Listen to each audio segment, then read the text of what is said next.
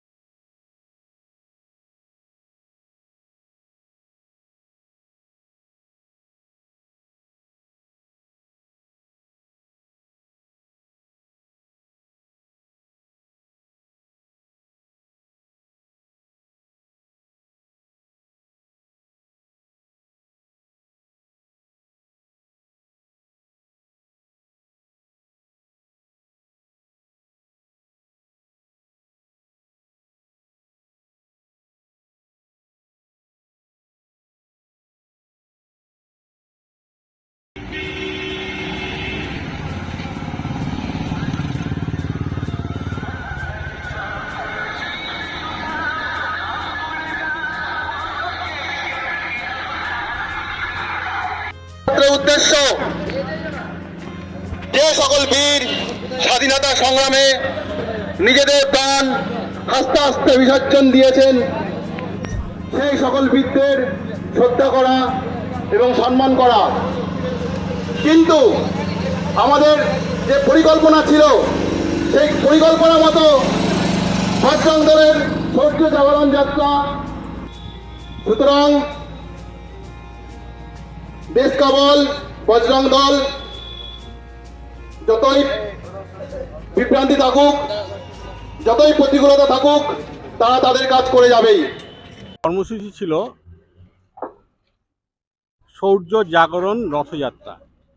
এটি জাগরণ যাত্রার উদ্দেশ্যে শৌর্য জাগরণ রথযাত্রা সারা ভারতবর্ষ জুড়েই এটি অনুষ্ঠিত হচ্ছে। বজরং দলের পক্ষ থেকে সারা ভারতবর্ষ জুড়ে চলছে।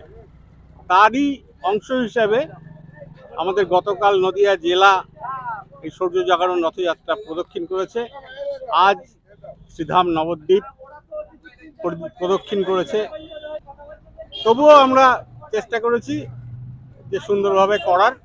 তো এইটি করার উদ্দেশ্য হলো আমাদের ভারতবর্ষ যে স্বাধীন হয়েছে, সেই স্বাধীনতায় যে আমাদের বিপ্লবীরা যে অংশগ্রহণ করেছেন, তাদের বলিদান দিয়েছেন।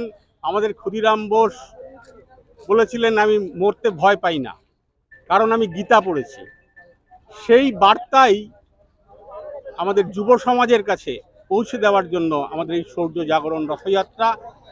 ভারত মাতাকে রক্ষা করার জন্য বজরং দল সৃষ্টির কুশলগ্ন থেকে কাজ করে আসছে।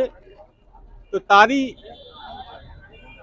প্রচার প্রসার এবং যুবকদের উজ্জীবিত করার জন্য আমাদের এই শৌর্য জাগরণ রথযাত্রা।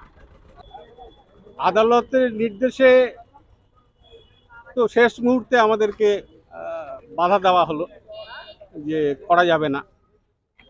তো আমরা সেই জন্য আমাদের 1 তারিখ থেকে 8 তারিখ পর্যন্ত হওয়ার কথা ছিল শৌর্য জাগরণ রথযাত্রা। তো আমাদের আদালতে আমরা মহামান্য আদালতের কাছে দ্বারস্থ হই। তো তার নির্দেশে আমরা 4 দিন আমাদের হাত থেকে চলে যায়। বাকি 4 দিনের মধ্যে এই সমস্ত পরিক্রমা সম্পন্ন হয়। আমার নাম শ্রুতিশেখর গোস্বামী, সভাপতি, বিশ্ব হিন্দু পরিষদ নদিয়া উত্তর জেলা সমিতি।